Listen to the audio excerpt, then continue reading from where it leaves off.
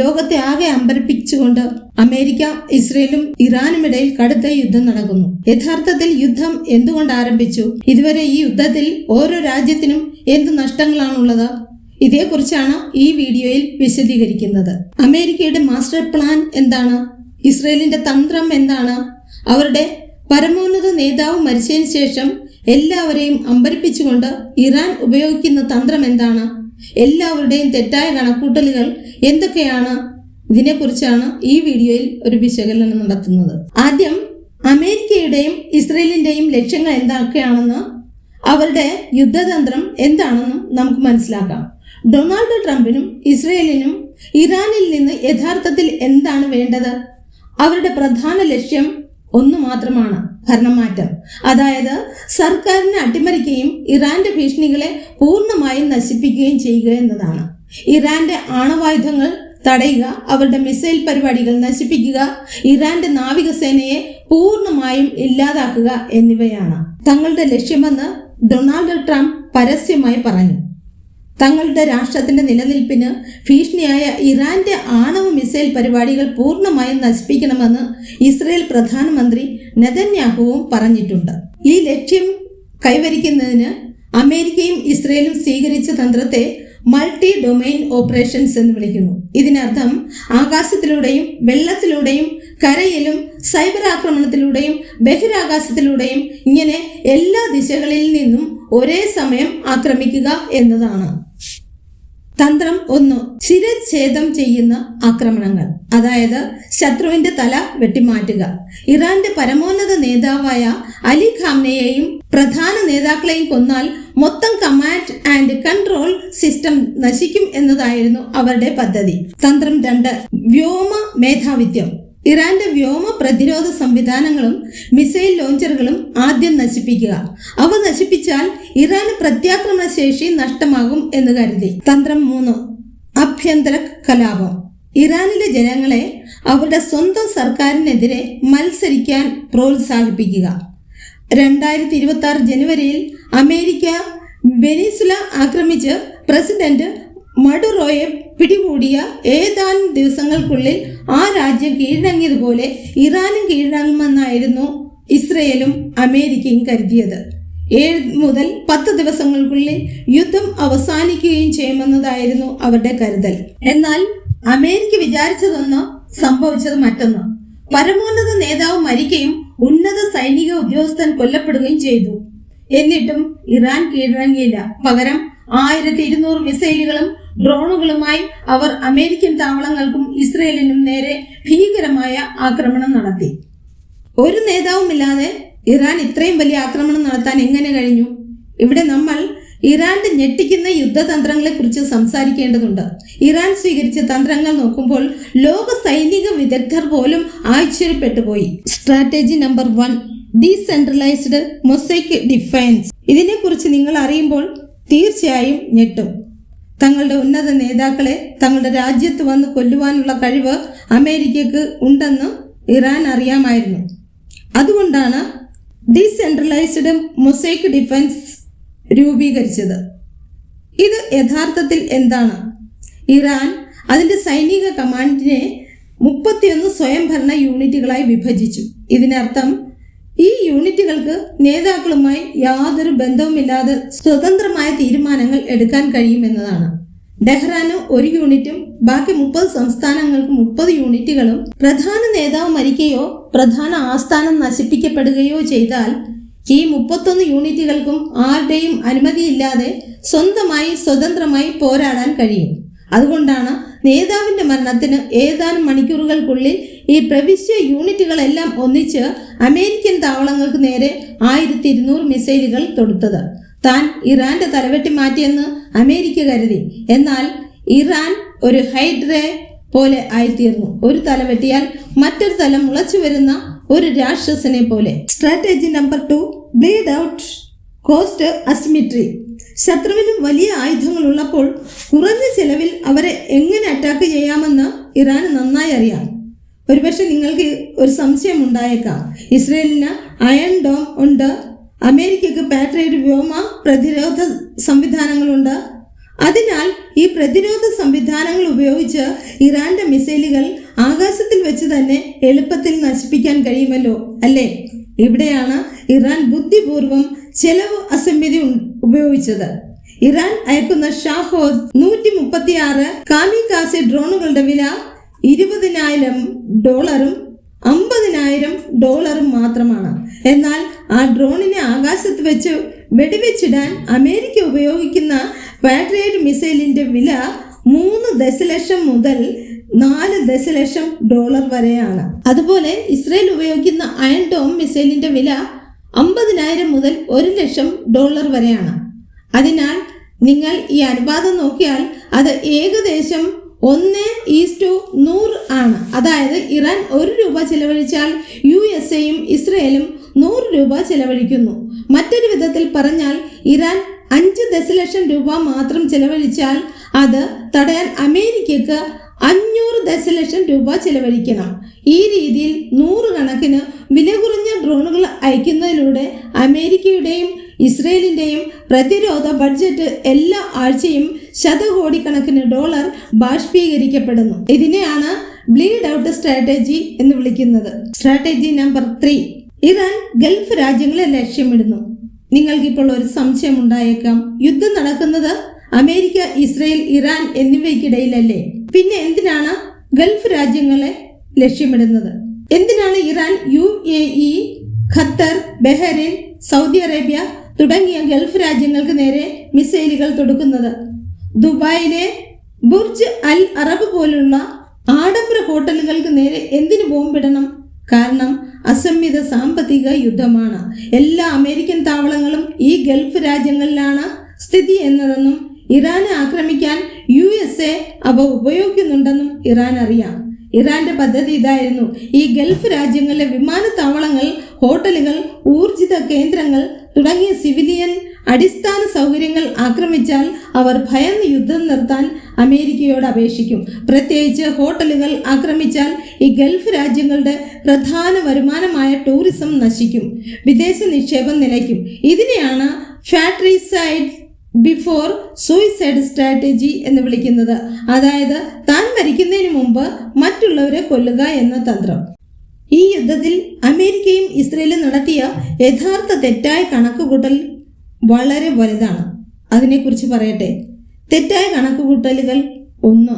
ഇറാന്റെ നേതാവ് മരിച്ചയുടനെ അവർ വെനീസ്ലയെ പോലെ കീഴടങ്ങുമെന്ന് അമേരിക്ക കരുതി.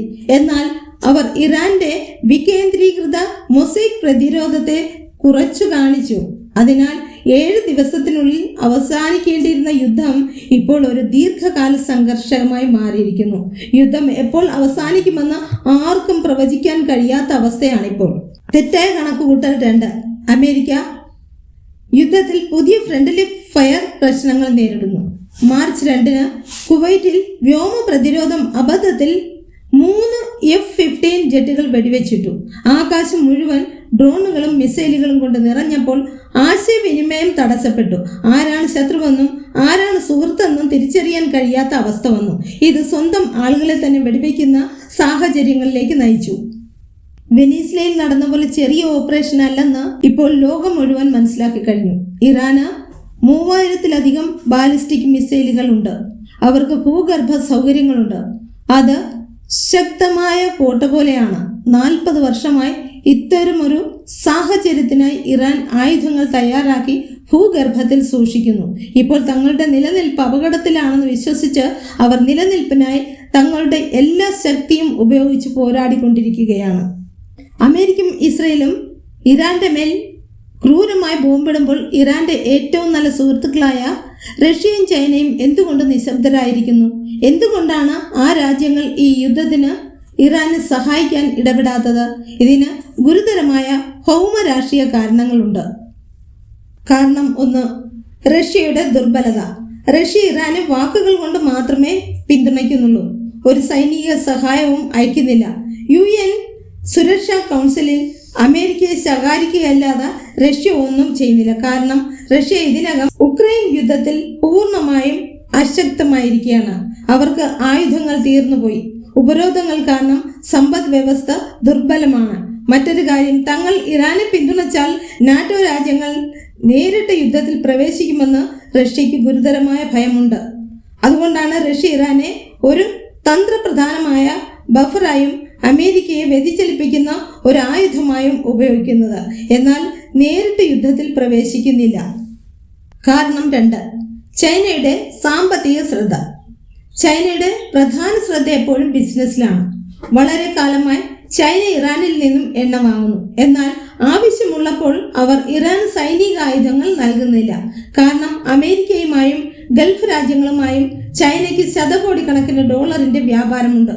ചൈനയ്ക്ക് അതിന്റെ ബെൽറ്റ് ആൻഡ് റോഡ് ഇനിഷ്യേറ്റീവ് പദ്ധതികൾ സംരക്ഷിക്കണം. ഈ യുദ്ധത്തിൽ ഇടപെട്ടാൽ തങ്ങളുടെ സമ്പദ് വ്യവസ്ഥയ്ക്ക് നാശമുണ്ടാകുമെന്ന് ഭയന്ന് അവർ നിശബ്ദരായിരിക്കുകയാണ്. ഈ 2 വലിയ രാജ്യങ്ങളും ഇറാനെ ഒരു ഉപയോഗപ്രദമായി ഉപയോഗിച്ചു വരികയാണ്. യുദ്ധം അവസാനിച്ചതിന് ശേഷം ഇറാൻ ദുർബലമാകുന്നതിനായി അവർ കാത്തിരിക്കുകയാണ്. തുടർന്ന് അതിന്റെ വിഭവങ്ങൾ ഏറ്റെടുക്കുവാൻ പ്രവേശിക്കാനായി അവർ പദ്ധതിയിടുന്നു. എങ്കിൽ പിന്നെ എന്തുകൊണ്ട് UK-യും യൂറോപ്പും ഈ യുദ്ധത്തിൽ ഇടപെടുന്നില്ല? അമേരിക്ക യുദ്ധത്തിന് പോകുമ്പോഴെല്ലാം UK-യും യൂറോപ്യൻ രാജ്യങ്ങളും സാധാരണയായി അവരെ പിന്തുടരാറുണ്ട്. എന്നാൽ ഈ തവണ അവർ അമേരിക്കക്ക് ശക്തമായ വിലക്ക് പറഞ്ഞു. ഉക്രൈൻ യുദ്ധത്തിൽ സഹായിച്ച യൂറോപ്യൻ രാജ്യങ്ങൾ തളർന്നു പോയിരിക്കുകയാണ്. UK-യിൽ 70% ആളുകളും ഈ യുദ്ധത്തെ ശക്തമായി എതിർക്കുന്നു. അതുകൊണ്ടാണ് UK ഉപഗ്രഹ വിവരങ്ങൾ മാത്രം നൽകുന്നത്. എന്നാൽ ഒരു സൈനികനെ പോലും അയച്ചിട്ടില്ല. യൂറോപ്യൻ രാജ്യങ്ങൾക്കുള്ള മറ്റൊരു വലിയ ഭയം, ഈ യുദ്ധം വർദ്ധിച്ചാൽ ഇറാനിൽ നിന്ന് ദശലക്ഷക്കണക്കിന് അഭയാർത്ഥികൾ അവരുടെ രാജ്യത്തിലേക്ക് വരുമെന്നും അത് അവരുടെ സമ്പദ് വ്യവസ്ഥയെ നശിപ്പിക്കുമെന്നും അവർ വിചാരിക്കുന്നു. ഇവിടെ മറ്റൊരു കാര്യം പ്രത്യേകം പറയേണ്ടതുണ്ട്. പരാജയത്തിന്റെ ഓർമ്മപ്പെടുത്തലുകൾ. അമേരിക്ക ചെയ്ത മുൻകാല തെറ്റുകൾ ഈ യുദ്ധം കാണുമ്പോൾ മുൻകാലങ്ങളിൽ അമേരിക്ക ചെയ്ത 4 വലിയ തെറ്റുകളാണ് സൈനിക വിദഗ്ധന്മാരെ ഓർമ്മിപ്പിക്കുന്നത്. മുൻകാലങ്ങളിൽ അമേരിക്ക ചെയ്ത അതേ തെറ്റുകൾ ഇപ്പോൾ ഇറാനിൽ ആവർത്തിക്കപ്പെടുന്നു. അമേരിക്കയുടെ 1ാമത്തെ തെറ്റ്, വിയറ്റ്നാം യുദ്ധം. അമേരിക്ക വളരെ വലിയ സൈന്യവുമായാണ് വിയറ്റ്നാമിലേക്ക് പോയത്. എന്നാൽ ആ യുദ്ധത്തിൽ 58,000 അമേരിക്കൻ സൈനികർ മരിച്ചു. അന്ന് വിയറ്റ്നാം 2ആയി വിഭജിക്കപ്പെട്ടിരുന്നു. ഉത്തര വിയറ്റ്നാം, ദക്ഷിണ വിയറ്റ്നാം. ദക്ഷിണ വിയറ്റ്നാം കീഴടക്കാനാണ് ഉത്തര വിയറ്റ്നാം യുദ്ധം ആരംഭിച്ചത്. 1950കളിൽ ദക്ഷിണ വിയറ്റ്നാമിനെ പിന്തുണച്ച് അമേരിക്ക ഉത്തര വിയറ്റ്നാമിനെതിരെ സൈന്യത്തെ അയച്ചു. എന്നാൽ ആ യുദ്ധത്തിൽ അമേരിക്ക പിന്തുണച്ച ദക്ഷിണ വിയറ്റ്നാം പരാജയപ്പെട്ടു. അമേരിക്ക അവിടെ നിന്ന് പോകേണ്ടി വന്നു. 20 വർഷം നീണ്ടുനിന്ന ഈ യുദ്ധത്തിൽ അമേരിക്ക പരാജയപ്പെട്ടു. അവിടെയും അവർക്ക് വേഗത്തിൽ യുദ്ധം ചെയ്ത് വിജയിക്കാമെന്ന് കരുതി. എന്നാൽ യുദ്ധം 20 വർഷം നീണ്ടുനിന്നു. ആ യുദ്ധത്തിൽ ശത്രു കുറഞ്ഞ ചെലവിൽ പോരാടിയതിനാൽ അമേരിക്ക പരാജയപ്പെട്ടു. ഇപ്പോൾ ഇറാനും വില കുറഞ്ഞ ഡ്രോണുകൾ ഉപയോഗിച്ച് അമേരിക്കയുടെ ശതകോടിക്കണക്കിന് ഡോളറുകൾ നശിപ്പിച്ചുകൊണ്ടിരിക്കുന്നു. അമേരിക്കയുടെ 2ാമത്തെ തെറ്റ്, അഫ്ഗാനിസ്ഥാൻ. താലിബാനെ പരാജയപ്പെടുത്തി ഒരു പുതിയ സർക്കാർ സ്ഥാപിക്കാൻ അവർ ശ്രമിച്ചു. അവർ $2 ട്രില്യൺ ചെലവഴിച്ചു. 20 വർഷത്തോളം USA സൈനികർ അഫ്ഗാനിസ്ഥാനിൽ ഉണ്ടായിരുന്നു. എന്നാൽ അവിടെ താലിബാനുമായി പോരാടി 24,000 അമേരിക്കൻ സൈനികർ മരിച്ചു. 20 വർഷത്തിന് ശേഷം വീണ്ടും താലിബാൻ തിരിച്ചു വന്നു. ഇപ്പോൾ ഇറാനിൽ അവർ ഖാംനെയിയെ കൊന്നു. എന്നാൽ വെറുതെ ഒരു ഭരണമാറ്റം നടത്തിയിട്ട് പ്രാദേശിക പിന്തുണയും മറ്റൊരു നേതാവും ഇല്ലാതെ ആരാണ് ഭരിക്കുക? ഇറാഖ്. ഒരിക്കൽ പല കാരണങ്ങൾ പറഞ്ഞ് അവർ ഇറാഖിൽ സദാം ഹുസൈനെ കൊന്നു. എന്നാൽ അതിനുശേഷം ആ രാജ്യത്ത് ശരിയായ ഒരു നേതാവിന്റെ അഭാവം മൂലം അധികാരം സൃഷ്ടിക്കപ്പെടുകയും ISIS പോലുള്ള ഭീകരവാദികൾ ഉടലെടുക്കുകയും ചെയ്തു. ആ ഭീകരവാദികളെ ഇല്ലാതാക്കാൻ USA $3 ട്രില്യൺ ചിലവഴിച്ചു. അതിന് 8 വർഷമെടുത്തു. ഒരുപാട് അമേരിക്കൻ സൈനികർ മരിച്ചു. നാളെ ഇറാനിലും അതിലും വലിയ ഭീകരവാദികൾ ഉടലെടുത്താൽ അത് ലോകത്തിന് തന്നെ വളരെ അപകടമായിരിക്കും. അമേരിക്കയുടെ 4ാമത്തെ തെറ്റ്, ലിബിയ. ലിബിയയിൽ അവർ ഖാംനെയിയെ കൊന്നതുപോലെ ഗദാഫിയെ കൊന്നു. അതിനുശേഷം ശരിയായ നേതാവില്ലാതെ ലിബിയയിൽ ഒരു ആഭ്യന്തര യുദ്ധം തുടർച്ചയായി നടന്നുകൊണ്ടിരിക്കുകയാണ്. ഇതേ തെറ്റുകൾ ഇറാനിലും ആവർത്തിക്കപ്പെടുമോ എന്ന് ലോകരാജ്യങ്ങൾ ആശ്ചര്യപ്പെടുന്നു. അമേരിക്ക, ഇസ്രയേൽ, ഇറാൻ എന്നിവയ്ക്കിടയിലെ ഈ യുദ്ധം എത്രത്തോളം തുടരുമെന്നും ആർക്ക് എത്രമാത്രം കരുത്തുണ്ടെന്നും നമുക്ക് മനസ്സിലാക്കാം. 1. അമേരിക്ക. അമേരിക്കക്ക് $28 ട്രില്യൺ സമ്പദ് വ്യവസ്ഥയുണ്ട്. അതിന് $900 ബില്യൺ പ്രതിരോധ ബഡ്ജറ്റ് ഉണ്ട്. എത്ര വർഷം വേണമെങ്കിലും തീർച്ചയായും പോരാടാൻ കഴിയും. എന്നാൽ അമേരിക്കയിൽ 59% ആളുകളും ഈ യുദ്ധത്തെ എതിർക്കുന്നു. പൊതുജന സമ്മർദ്ദം കാരണം 6 മുതൽ 12 മാസത്തിനുള്ളിൽ അവർ യുദ്ധം നിർത്തേണ്ടി വരുമെന്ന് വിദഗ്ധർ പറയുന്നു.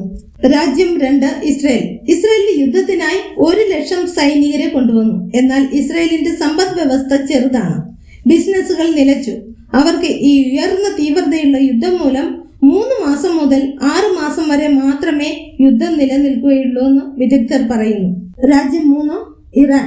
ഉപരോധങ്ങൾ കാരണം ഇറാന്റെ സമ്പദ് വ്യവസ്ഥ ഇതിനകം വളരെ ദുർബലമായി. അവിടെ കൈവശമുള്ള മിസൈലുകളുടെയും ഡ്രോണുകളുടെയും ശേഖരണം മറ്റൊരു 3 മുതൽ 6 മാസം വരെ മാത്രമേ നിലനിൽക്കൂ.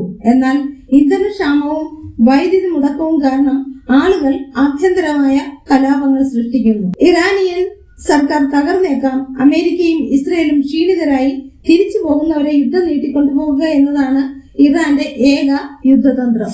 ഇറാൻ ഇപ്പോഴും ധാരാളം മിസൈലുകളുണ്ട്. എന്നാൽ ഗൾഫ് രാജ്യങ്ങൾക്കും ഇസ്രയേലിനും അവയെ തടയാൻ ആവശ്യമായ ആന്റി മിസൈലുകളുടെ ശേഖരമില്ല. മാത്രമല്ല, ഒരു മിസൈൽ തടയാൻ കുറഞ്ഞത് 3 മുതൽ 6 വരെ ആന്റി മിസൈലുകൾ വിക്ഷേപിക്കേണ്ടതുണ്ട്. ഗൾഫ് രാജ്യങ്ങൾ ഇതിനകം തന്നെ ആന്റി മിസൈലുകൾ തീർന്നു വന്നിരിക്കുകയാണ്. അവർക്കും വളരെ കാലം യുദ്ധം നിലനിർത്താൻ കഴിയുകയില്ല. ഉപസംഹാരമായി ഈ യുദ്ധം ആഗോള ഊർജ വിപണികളെ നശിപ്പിച്ചു. ഹോർമുസ് കടലിടുക്ക് തടയപ്പെട്ടു. എണ്ണവില $150 മുതൽ $200 വരെ ഉയരാൻ സാധ്യതയുണ്ട്. ഖത്തറിലെ LNG ഉൽപാദനം നിലച്ചു. ദുബായിലെ അടിസ്ഥാന സൗകര്യങ്ങൾ തകർന്നു. ഇതൊരു ഹൈബ്രിഡ് യുദ്ധമാണ്.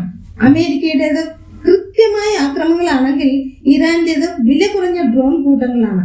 ഈ സംഘർഷം കാരണം ലോകം മുഴുവൻ 3ാം ലോക മഹായുദ്ധത്തിന്റെ വക്കിൽ എത്തിയിരിക്കുകയാണ്. അമേരിക്കയും ഇസ്രയേലും എടുത്ത തീരുമാനം ശരിയാണോ? അവരുടെ തന്ത്രങ്ങൾ ഉപയോഗിച്ച് ഇറാനെ പരാജയപ്പെടുത്താൻ കഴിയുമോ? കമന്റിലൂടെ അറിയിക്കൂ.